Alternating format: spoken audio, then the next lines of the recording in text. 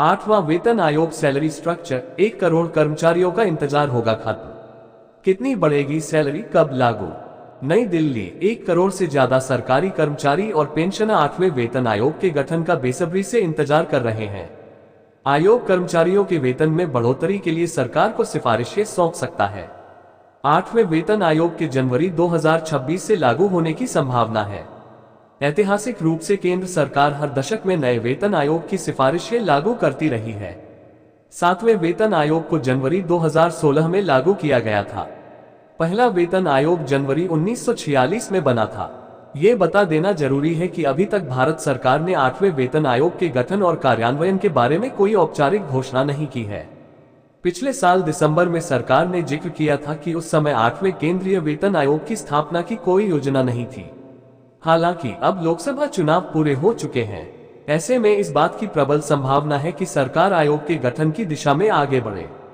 आमतौर पर इसके गठन के बाद वेतन आयोग को अपनी सिफारिशें प्रस्तुत करने में लगभग 12 से 18 महीने लगते हैं। 1 करोड़ से ज्यादा लोगों को होगा फायदा। लागू होने पर 8वें वेतन आयोग से लगभग 49 लाख सरकारी कर्मचारियों और 68 लाख पेंशनर्स को लाभ मिलने की उम्मीद है। फिटमेंट फैक्टर में बढ़ोतरी के साथ उनके पारिश्रमिक में संशोधन होने की संभावना है। रिपोर्ट्स बताती हैं कि फिटमेंट फैक्टर को मौजूदा मूल्य से 3.68 गुना अधिक निर्धारित किया जाएगा। चूंकि सरकारी कर्मचारियों का न्यूनतम मूल वेतन 18,000 रुपये है, इसलिए इस बढ़ोतरी से मूल वेतन 8,000 रुपये बढ़कर 26,000 रुपये हो जाएगा।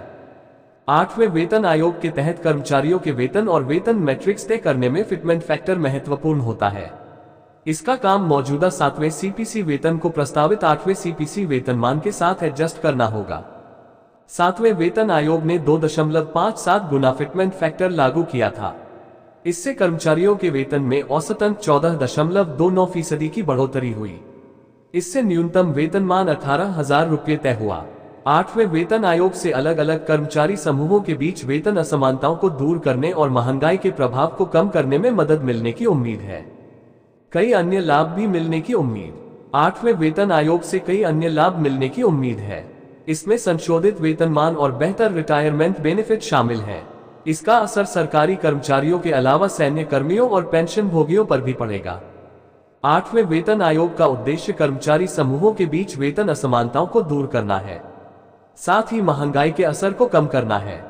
जैसे जैसे उम्मीदें बढ़ती जा रही हैं, 8वां वेतन आयोग सरकारी कर्मचारियों और रिटायरमेंट कर्मचारियों के लिए समान पारिश्रमिक और वित्तीय सुरक्षा की दिशा में एक महत्वपूर्ण मील का पत्थर साबित होने वाला है।